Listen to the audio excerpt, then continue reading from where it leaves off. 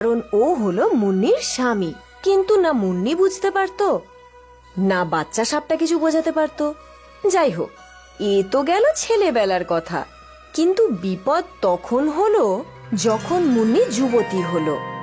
একদিন ওর বিয়ের জন্য পাত্রপক্ষের তরফ থেকে ওকে দেখতে এলো। বাহ, মেয়েটা তো খুব সুন্দর। আমরা এই সম্বন্ধে রাজি আছি। লজ্জা কেন পাচ্ছ? এবার চিরদিনের জন্য তো আমার বাড়িতেই তোমাকে যেতে হবে। এই কথাটা চারদিকে ছড়িয়ে পড়ল যে মুন্নির সাথে একটা সাপ ঘুরে বেড়ায়।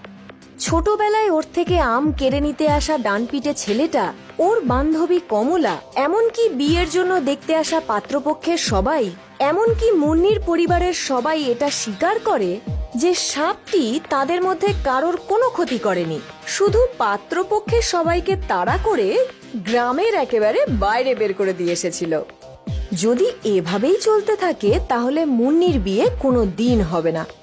এর পরেও যখন ওরা বুঝলো যে সাপটা মুন্নির পিছু ছাড়েনি, তখন মুন্নির বাবা মা বাড়িতে একটা সাপুড়েকে ডেকে নিয়ে এলো।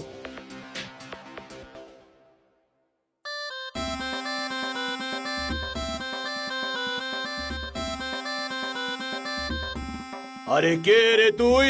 কেন এই বাচ্চাটার পেছনে পড়ে আছিস?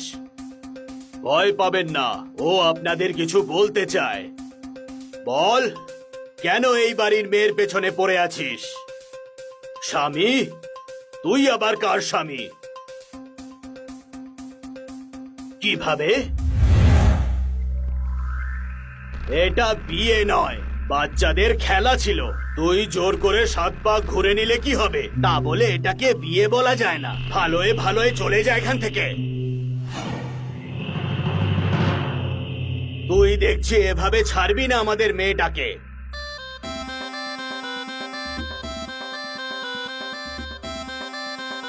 ভয় পেও না, এরা হলো এই সাপের ফ্যামিলি। বোঝান আপনাদের সন্তানকে,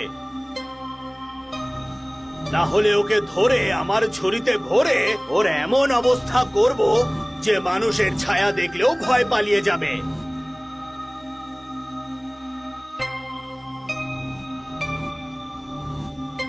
বাই বাই।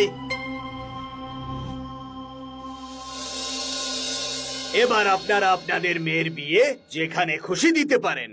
এবার ওই সাপ ওর পিছনে আর কোনোদিনও আসবে না। আর এইভাবে সামান্য একটা ভুলের ফলে নিজেকে একটা মেয়ের স্বামী ভেবে বসা সাপটা ওই মেয়েটার পিছু ছেড়ে দিয়ে চলে যায়। মুন্নির বিয়ে হয়ে যায় আর ও সুখে দিন কাটাতে থাকে। ও আজও নিজের সন্তানদের এই গল্প শোনায় যে মানুষকে সব সময় সব জায়গায় সতর্ক থাকা উচিত। বলা তো যায় না অজান্তে মানুষ কখন কি ভুল করে বসে, যা আমাদের জন্যই ভবিষ্যতে বিপদের কারণ হয়ে উঠতে পারে।